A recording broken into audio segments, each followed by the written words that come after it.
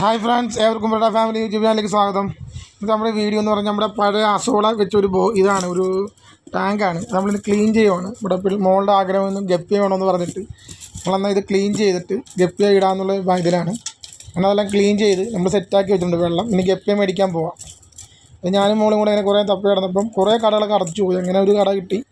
അവിടെ ഗപ്പികൾ ഒരുപാട് മീൻ കളക്ഷൻ ഉണ്ട്. അവിടെ നമ്മുടെ അരോണയുണ്ട്, അങ്ങനത്തെ ഒരുപാട് കളക്ഷനുണ്ട്. ഗപ്പിയാണിത്.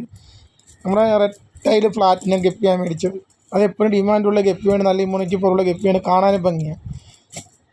അത് നമ്മുടെ കോഴി ഗപ്പിയാണ്, സാന്താക്ലോസ് എന്നൊക്കെ പറയും. ഈ തലയിൽ ഒരു പൊട്ട് പോലെ വരും. ഇത് ബ്ലൂ ടൈൽ പറഞ്ഞ ഗപ്പിയാണ്. ഇത് ബ്ലാക്ക് ഉണ്ട്, എന്നിട്ട് ഇത് കോഴി ഗപ്പി എന്ന് പറയും. റെഡിൻ്റെ ഒരു തൊപ്പി പോലെ വരും. നമ്മളങ്ങനെ പ്ലാറ്റിനയിൽ ബിഗ് ഗിയർ ഗപ്പിയാണ് മേടിച്ചത്. Red tail platinum, red tail, big ear guppy, gold fish, അങ്ങനെ ഒരുപാട് ഐറ്റം ഉണ്ട് അവിടെ. പിന്നെ നല്ല രസമാണ് സെറ്റ് ചെയ്തിരിക്കുന്നത് കാണാൻ. അക്വേറിയമൊക്കെ ഒരുപാട് നേരം സ്പെൻഡ് ചെയ്തിട്ടുണ്ട്. നമ്മുടെ ഈ പ്ലാന്റഡ് അക്വേറിയമൊക്കെ സെറ്റ് ചെയ്ത് വെച്ചിട്ടുണ്ട് അവിടെ.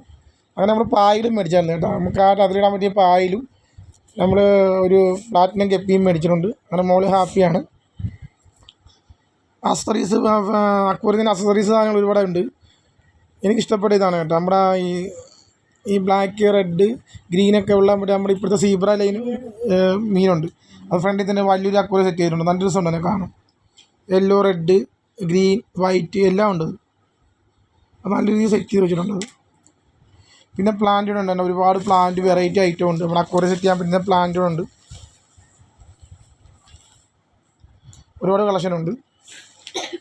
നമ്മളിതാണ് മേടിച്ചിരിക്കുന്നത്. നമ്മുടെ ഈ ഗപ്പി ഇതും ഇതും മേടിച്ചിട്ടുണ്ട്. സോ ഇതും അങ്ങനെ വീട്ടിൽ കൊണ്ടുവന്ന് നമ്മൾ ഗപ്പി ഒരു 2 മണിക്കൂറെങ്കിലും നമ്മൾ ഈ വെള്ളമായിട്ട് സെറ്റാക്കാൻ വേണ്ടി ഇങ്ങനെ ഇടണം. പായലും സെറ്റ് ചെയ്തിട്ടുണ്ട്.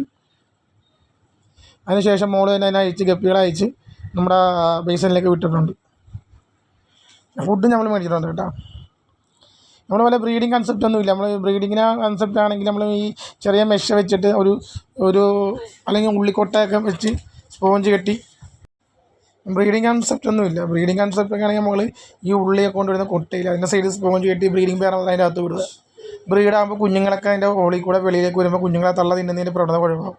ഇത് നമ്മൾ ചുമ്മാ രസത്തിന് വേണ്ടി. വീഡിയോ ഇഷ്ടപ്പെട്ട സാധനം സബ്സ്ക്രൈബ്, ലൈക്ക്, ഷെയർ.